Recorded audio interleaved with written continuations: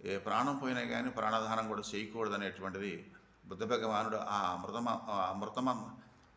మృత సంజీవ మంత్రాన్ని ఉపసంహారం చేసేసి తీసేసుకున్నాడు అన్నమాట. ఆ విధంగా మానవ జీవితంలో చాలామంది పాపాన్ని పోగొట్టుకున్నాక చేస్తారు, కానీ అది మంచివారికి చేయడం అనేది చాలా మంచి ఫలితాన్ని ఇస్తుంది. చెడ్డవారికి చేయవలసినటువంటి అంత అవసరం కాదు కదా, కానీ చెడ్డవారికి చేస్తే అది చెడ్డ ఫలితాన్ని మనకి తెచ్చిపెడుతుంది. ఉదాహరణకి అన్నము వస్త్రము చేయాలి, అన్నాన్ని వస్త్రాన్ని దానం చేస్తే చాలు. అది కేవలం మనిషికి కావలసినటువంటి 2 పదార్థాలు. ఈ 2 పదార్థాల వల్లనే మానవుడు జీవించాలి, ఇంకంతకంటే ఏమక్కర్లేదు.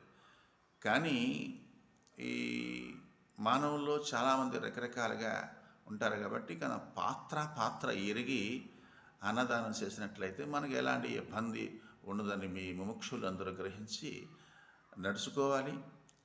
వేలాది రూపాయలు, లక్ష రూపాయలు ఖర్చు పెట్టి దానాలు చేస్తున్నారు.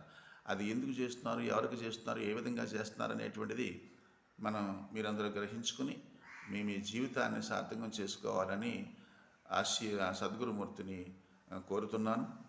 ఈ వీడియో మీకు నచ్చినట్లయితే లైక్ చేసి సబ్స్క్రైబ్ చేసుకోండి.